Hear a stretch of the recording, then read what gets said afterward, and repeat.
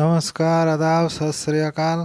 आज हम एक ऐसे पराक्रमी के पराक्रम की चर्चा करने जा रहे हैं जिसके पराक्रम का लोहा देश विदेश हर जगह लोगों ने एक्नॉलेज किया। परंतु त्रासदी ये है कि उनके मरने के इतने वर्षों बाद भी भारत सरकार के लिए उनकी मौत एक अबूझ पहेली बनी हुई है।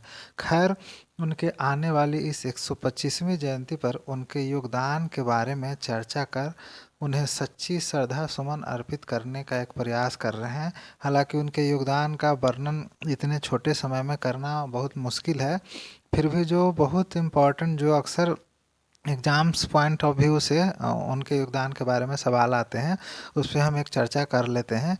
इंडिवर फॉर यू आप देख रहे हैं। और नेताजी के जीवन से संबंधित कुछ महत्वपूर्ण तथ्य प्रश्न उत्तर के बारे में 50 सवाल उत्तर बनाए गए हैं। आप बीच में छोड़िएगा मत, एक एक प्रश्न ध्यान से देखिएगा और उनके बारे में जानकारी अर्पित करते हैं। चलिए शुरू करते हैं। पहला सवाल, नेताजी सुभाष चंद्र बोस की जयंती मनाने के लिए इस वर्ष से कौन सा दिवस मनाया जाना है? Which divas is to be celebrated from this year to commemorate Netaji Subhash Chandra Bose birthday? इसका नाम है पराक्रम दिवस। अब इस साल के बाद से हर साल मनाया जाएगा। और कौन मनाया जाएगा, मिनिस्ट्री, किस मंत्रालय के तरफ से? ये मिनिस्ट्री ऑफ कल्चर है। अब देखिए, सुभाष चंद्र बोस का जन्मदिन कब मनाया जाता है? When is the birthday of Subhash Chandra Bose celebrated?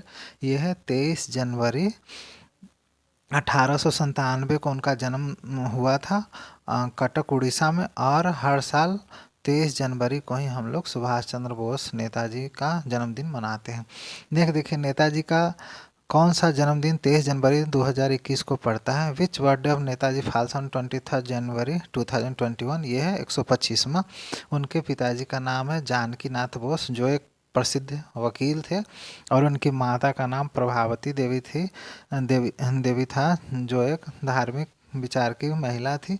और सुभाष चंद्र बोस अपने 14 सिबलिंग में 9वें नंबर पे आते थे। सुभाष चंद्र बोस भाई बहन मिला के कुल 14 थे। और इनकी पत्नी का नाम था एमिली स्केंकल। नेक्स्ट देखिए, कब वे भारतीय सिविल सेवा प्रतियोगी परीक्षा के लिए इंग्लैंड में उपस्थित हुए? When he appeared in England for the Indian civil services, जिसको आईसीएस, जो पहले अभी आईएएस का एग्ज़ाम होता है उसे पहले आईसीएस के नाम से जाना जाता था। तो ये 1920 में पास हुए थे और उस समय मेरिट के आधार पर इन्हें चौथा स्थान प्राप्त हुआ था। उन्होंने बीच में, नेक्स्ट सवाल देखिए 5वां, उन्होंने बीच में आईपीएस अप्रेंटिसशिप क्यों छोड़ी? Why he left ICS apprenticeship in between? Actually में हुआ यह था कि जलियांवाला बाग का दुर्घटना हुआ था, उससे वो इतना शॉक्ड, इतना दुखी हो गए थे कि आईसीएस का ट्रेनिंग बीच में ही छोड़ कर चले आए थे। चलिए नेक्स्ट सवाल देखते हैं। भारत लौटने के बाद किसके प्रभाव में नेताजी सुभाष चंद्र बोस भारतीय राष्ट्रीय कांग्रेस में शामिल हो गए? इंग्लिश में देखते हैं। After returning to India under whose influence Netaji Subhash Chandra Bose join the Indian national Congress? इनका नाम था महात्मा गांधी। नेक्स्ट देखिए, प्रश्न संख्या 7 आपके सामने है और आप प्रश्नों को ध्यान से देखते जाइएगा और साथ साथ उत्तर भी देखिएगा, नहीं तो प्रश्न याद रह जाएगा, पता चला उत्तर ही आपका छूट गया। नेताजी सुभाष चंद्र बोस के राजनीतिक गुरु के रूप में किसे जाना जाता है? Who is acknowledged and political Guru of Netaji Subhash Chandra Bose? इनका नाम है देश बंधु। देखिए, ये बंधु थे, हाँ, देश बंधु चित्तरंजन दास।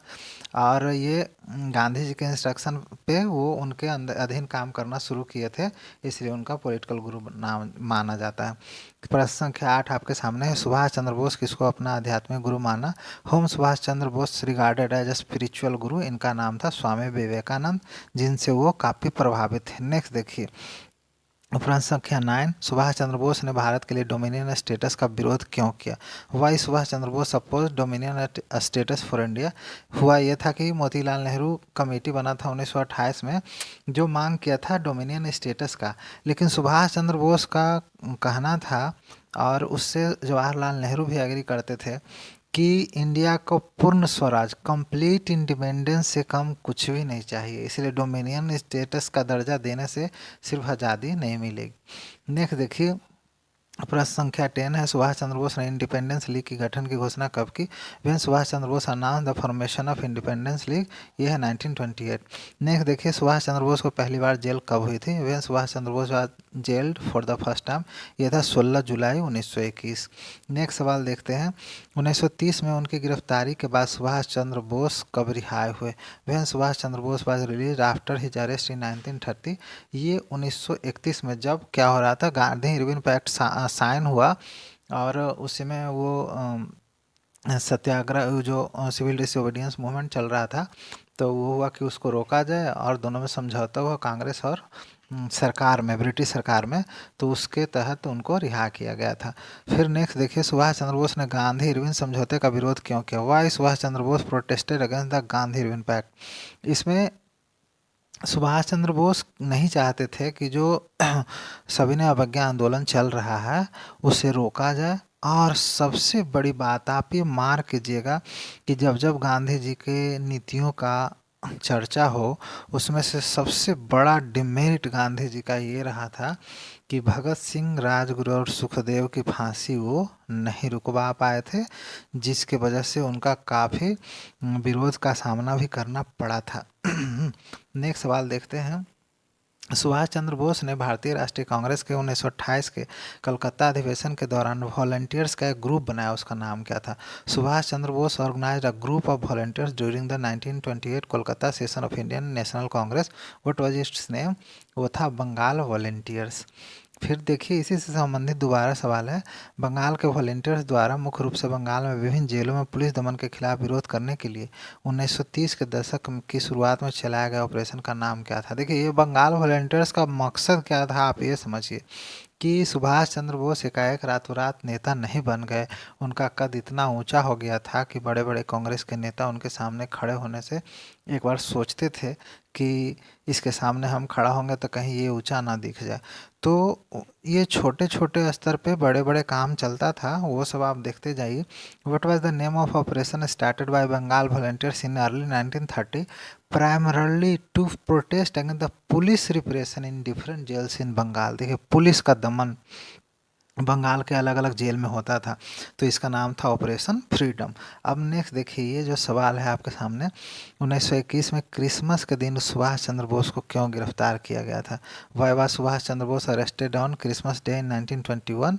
ये एक्चुअली में प्रिंस ऑफ वेल्स का इंडिया विजिट था, उसको ये बाइकॉट कर रहे थे सक्सेसफुली, और इसकी वजह से इन्हें 6 माह का सज़ा भी दे गया, और उसी समय उन्हें मेडिकल ग्राउंड पर 1 साल के बाद छोड़ा गया था, और तब वे यूरोप भाग गए यहाँ से देश छुप के।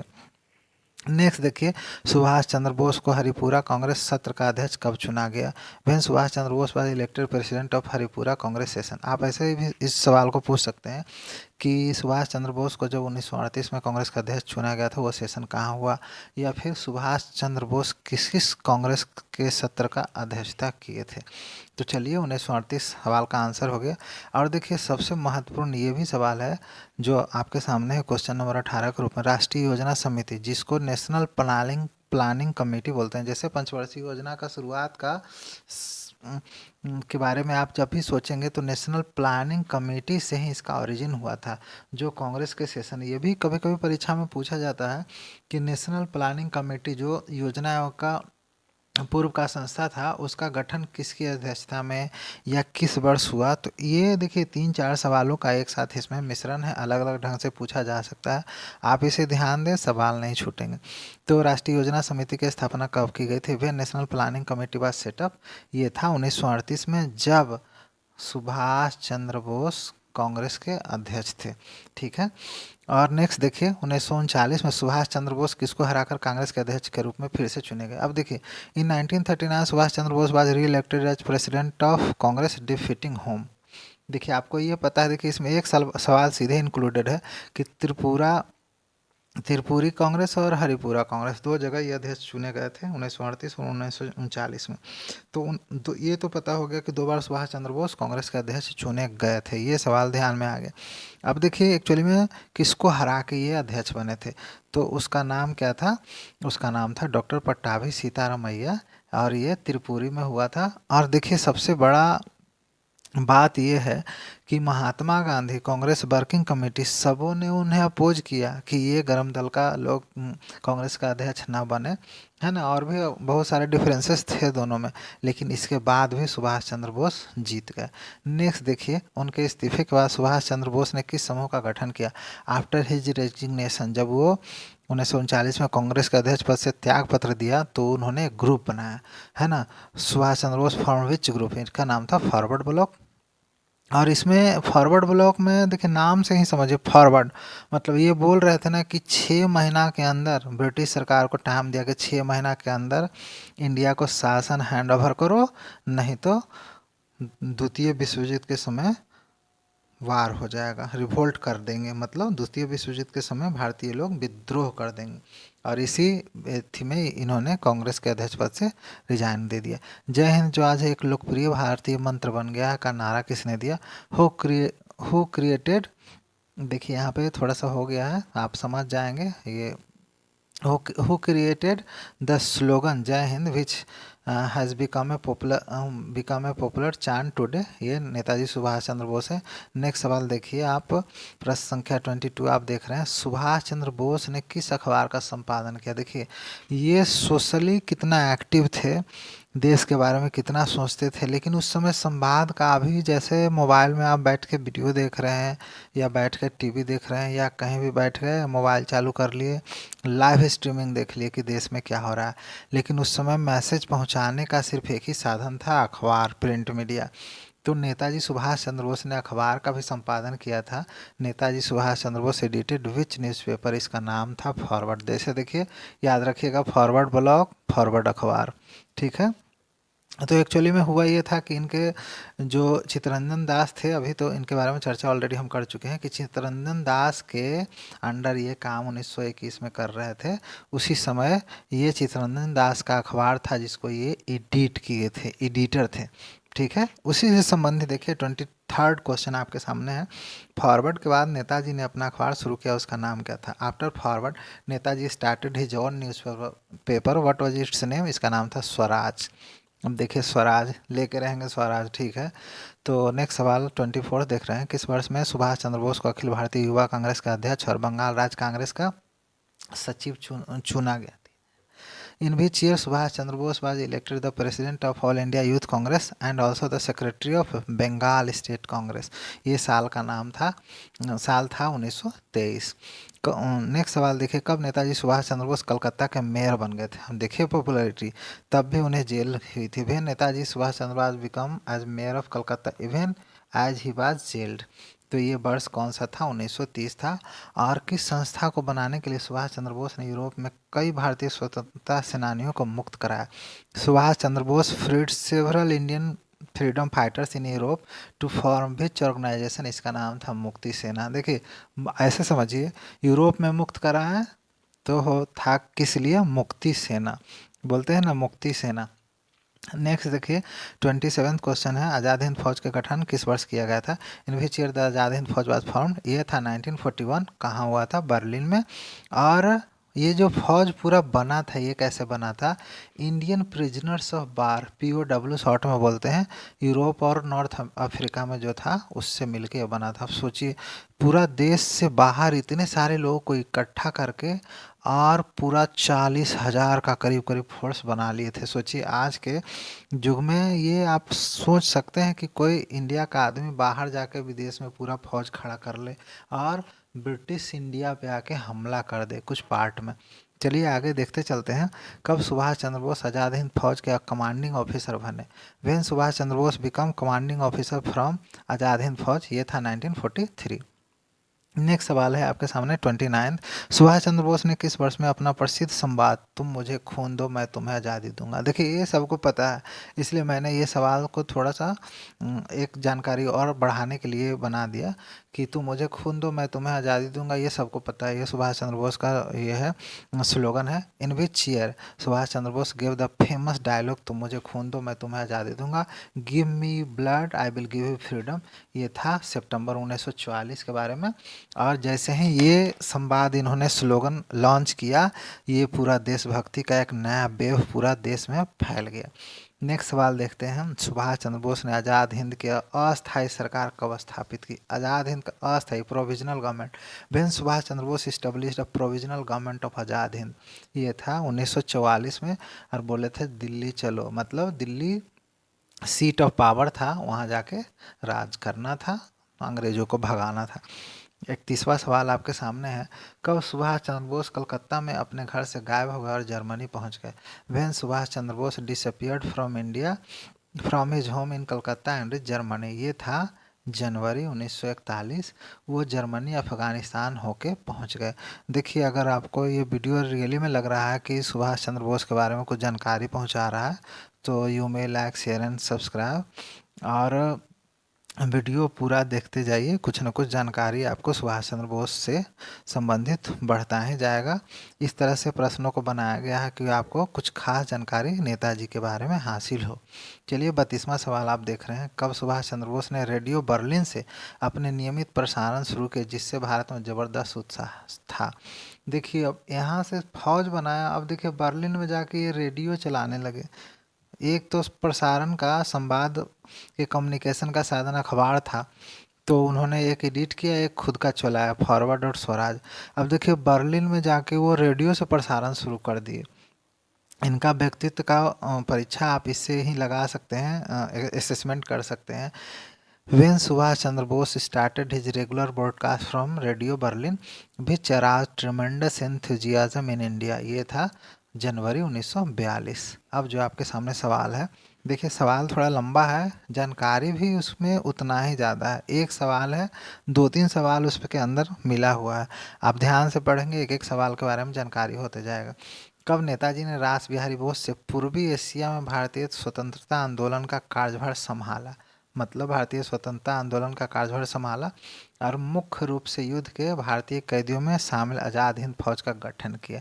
फिर Netaji took over the charge of Indian independence movement in East Asia from रास बिहारी बोस, रास बिहारी बोस से लिए थे। और जो आईएनए बना, इंडियन नेशनल आर्मी, वो ऑर्गेनाइज किए थे। ये था साल जुलाई 1943, और उस समय ये जर्मनी से सिंगापुर पहुंच गए थे। तो देखिए, सिंगापुर, रास बिहारी बोस, आज़ाद हिंद फौज 1943। नेक्स्ट देखिए, सुभाष चंद्र बोस को नेताजी के रूप में किसने संबोधित किया? Who address Subhash Chandra Bose as Netaji? कैसे नेताजी बन गए? He was held as Netaji by army as well as Indian civilian population in East Asia. ठीक है। नेक्स्ट सवाल देखिए, आज़ाद हिंद फौज ने ब्रिटिश शासन से पहली बार किस स्थान को मुक्त किया? आप देखिए, जब फौज बना, फिर फौज हमला किया, देश को मुक्त कराने का एक संकल्प था। उसके साथ 40,000 के आसपास फौज था, लोग थे, और वो फौज बना ही था इंडिया को अंग्रेज़ों के शेकल से मुक्त करने के लिए। तो देखिए इसने क्या किया, आज़ाद हिंद फौज liberated which places for first time from British rule? ये सबसे पहले अंडमान और निकोबार द्वीप समूह को मुक्त कराया। आप जानते होंगे कि अंडमान निकोबार द्वीप समूह को कुछ द्वीपों का नाम नेताजी के नाम पर भी रखा गया है, ये भी आपको पता होगा। और 1944 में परेल और तिहिम जगह है जिसको ब्रिटिश शासन से भी मुक्त कराया गया था। नेक्स्ट सवाल देखिए, प्रश्न संख्या 36। कहाँ आईएनए जनवरी 1944 में हेडक्वार्टर स्थानांतरित किया था? अब देखिए, जैसे जैसे इन्होंने मुक्त कराना शुरू किया, तो ये आगे बढ़ते गए, और हेडक्वार्टर देखिए, हेडक्वार्टर कभी ये बर्लिन में रहे खुद, वहाँ से संचालन किया, सिंगापुर, जापान, जर्मनी। तो इन्होंने हेडक्वार्टर को 44 में कहाँ स्थानांतरित कर दिया? Where the INA headquarters was shifted in January 1944, ये था रंगून, ये बर्मा की राजधानी है। और अब जो सवाल आपके सामने है उसे ध्यान से आप देखिए। कब आज़ाद हिंद फौज बर्मा बॉर्डर पार करके, देखिए रंगून में तो राजधानी वो हेडक्वार्टर बना दी, अब बर्मा बॉर्डर पार करके भारतीय सरजमी पे खड़ी थी? वेन द आज़ाद हिंद फौज cross the Burma border and stood on Indian soil, ये था मार्च 18 1944। लेकिन एक्चुअली में हुआ क्या था कि जापान और जर्मनी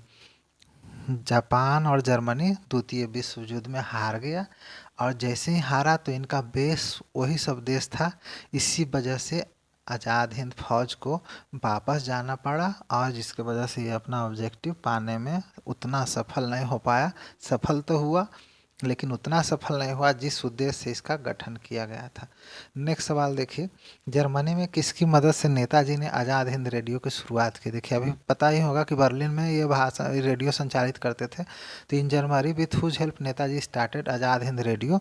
इसका नाम था एडम बॉन ट्रॉट जूसोल। ये स्पेशल ब्यूरो फॉर इंडिया थे, है ना, अंडर बोस। ठीक है, नेक्स्ट सवाल देखिए, जनवरी 1942 में बर्लिन से आज़ाद हिंद रेडियो के नियमित प्रसारण किन भाषाओं में शुरू हुए? देखिए भाषा भी, देखिए भाषा का पकड़, in which languages regular broadcast from the Azad Hind radio began in January 1942 from Berlin. देखिए इंग्लिश था, हिंदी था, बंगाली, तमिल, तेलुगु, गुजराती और पश्तो।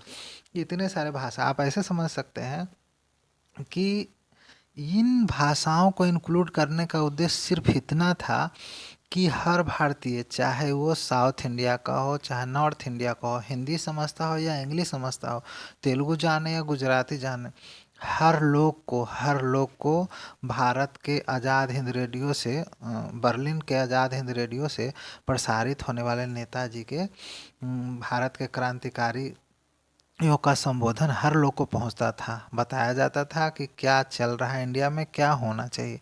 नेक्स्ट सवाल देखिए, 1943 में सुभाष चंद्र बोस ने लगभग 40,000 सैनिकों के प्रशिक्षित सेना का गठन कहाँ किया? In 1943 where Subhash Chandra Bose formed a trained army of about 40,000 troops. ये है Japanese occupied South East Asia, है ना, जिसको ये आईएनए भी बोलते हैं हम लोग, इंडिया नेशनल आर्मी। 41 सवाल देख रहे हैं, आईएनए पहली बार किसके नेतृत्व में गठित किया गया था? The INA was first form under whose leadership? देखिए मोहन सिंह सबको जानते हैं, लेकिन ये जापानीज मेजर है, इनका भी नाम आप जानिए, इवाइची फुजिवारा। ठीक है, और इसमें कौन था? वही पीओडब्ल्यू प्रिजनर्स ऑफ वार। और कहाँ कहाँ से सहयोग मिला ये सब पता ही है, जापान, मलेशिया, सिंगापुर। और जो अब सवाल है, देखिए ये कई बार एग्जाम में, इतनी बार एग्जाम में आ गया है कि ऑलरेडी हम समझते हैं कि ये सवाल आपको पहले से ही पता होगा। प्रश्न संख्या 42 देख रहे हैं आप, नेताजी ने किस पुस्तक को 1935 में प्रकाशित किया था? Which book Netaji wrote which was publish in 1935? ये था इंडियन स्ट्रगल। 43rd क्वेश्चन देख रहे हैं, 1921 से 1941 की अवधि में के दौरान सुभाष चंद्र बोस को कितनी बार जेल हुई? सोचिए, हम लोग संख्या में जान रहे हैं। How many times during the period from 1921 to 1941 Subhash Chandra Bose was imprison? 11 times due to his stand for complete independence. इनको पूर्ण स्वराज चाहिए था, बस अंग्रेज पीछे पड़े थे इनके। और अब जो सवाल है थोड़ा सा दुख का अनुभूति होगा अपने अंदर।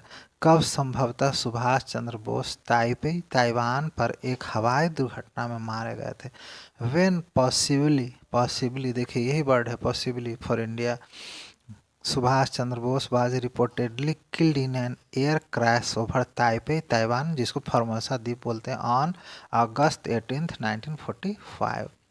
लेकिन इसके बावजूद भी ये बिलीव किया जाता, बस विश्वास किया जाता था कि एयर क्रैश के बाद भी वो जिंदा थे, लेकिन लोग उन्हें पा नहीं सका।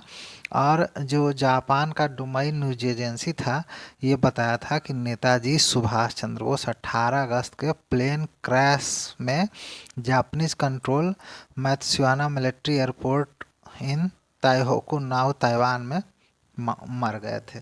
ठीक है, नेक्स्ट अब देखिए, अब आईएनए पे मुकदमा भी चला था। अब देखिए ये तो हो गया सुभाष चंद्र बोस से संबंधित। अब जो आज़ाद हिंद फौज बना था, हाँ, जो ब्रिटिश से इंडिया को फ्री कराना चाह रहा था, अब उस पर केस चला। देखिए कैसे कैसी त्रासदी होती थी। आईएनए मामले का मुकदमा चला था। Where INA trial case was conducted? ये दिल्ली के लाल किला में चला था 1945 में। इसलिए हमारा देश का आज़ादी का झंडा वहीं फहराया जाता है, दिल्ली के लाल किले के प्राचीर से। ध्यान रखिएगा, वहाँ पे हमारे आज़ाद हिंद फौज के मुकदमा से संबंधित है। 46 सवाल देख रहे हैं, किन 3 जनरलों के खिलाफ आईएनए का मुकदमा चला था? Who were the 3 generals against whom trial concluded? ये था प्रेम कुमार सहगल ये हिंदू थे, शाहनवाज खान एक मुस्लिम और एक सिख थे गुरबख्श सिंह ढिल्लन। ये 3 हमारे बहादुर थे देश के, जिनके खिलाफ ये मुकदमा चला था। नेक्स्ट देखिए, आयन मामले के बचाव पक्ष के वकील कौन थे? Who were defence lawyer? तो कांग्रेस के भूला भाई देसाई नेता थे कांग्रेस के। ये सीडीसी थे, चीफ डिफेंस काउंसिल। और इसके अलावा तेज बहादुर सप्रू, जवाहरलाल नेहरू और के एन काटजू, ये 4 लोग थे। ये 3 लोग सहयोगी थे और 4 वकील टोटल थे। नेक्स्ट सवाल देख रहे हैं आप, 48 क्वेश्चन, ब्रिटिश की ओर से आए मामले के अभियोजन के वकील कौन थे? Who was the prosecution lawyer of INA case on behalf of king? राजा मतलब जो ब्रिटिश राजा थे। तो advocate general sir Naushirwan Engineer, ये नाम इनका इंजीनियर है लेकिन काम ये प्रोसिक्यूशन का करते थे। कंफ्यूज मत होइएगा कि एक लॉयर का नाम इंजीनियर कैसे हो गया। हाँ, ये भी पता चल गया होगा आपको। अब देखिए, सवाल सारे इंटरेस्टिंग है और हम समझते हैं कि इतना सारा प्रश्नों का संग्रह नेताजी सुभाष चंद्र बोस के बारे में उनके 125वीं जयंती के अवसर पर अभी तो आने वाले 1-2 दिन में होने वाला है, लेकिन इतने सारे प्रश्नों का संग्रह आप कम ही जगह देख पाएंगे। और एक एक प्रश्न बहुत सोच समझ कर रखा गया है, तो आशा है कि आपको ये नॉलेजेबल लग रहा होगा, कि इससे आपका ज्ञान बढ़ रहा होगा। नेक्स्ट देखिए, आईएनए के खिलाफ क्या आरोप थे? What were charges against INA? अब सोचिए, कोई अपने देश को आज़ाद कराना चाह रहा है तो उस पर भी चार्ज लगा। क्या चार्ज होगा आप सोच के देखिए। चार्जेस ऑफ मर्डर, हत्या। Beijing war against the king, मतलब राजा के खिलाफ वार वेज करना, वार को भड़काना। और चार्ज विथ ट्रेजन, जिसको बोलते हैं देशद्रोह, जिसको अभी इंडियन पेनल कोड के सेक्शन 121 में देशद्रोह का अपराध माना जाता है। ये सब थे।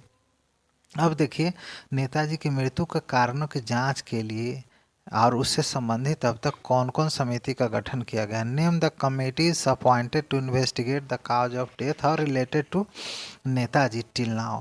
ये था फिग्स रिपोर्ट 1946 का, ये ब्रिटिश सरकार के समय का है। फिर शाहनवाज कमीशन 1956 का, हमारे देश का। फिर देखिए, जस्टिस खोसला कमीशन है 1970 का। और मुखर्जी कमीशन 1999 से 2005 तक।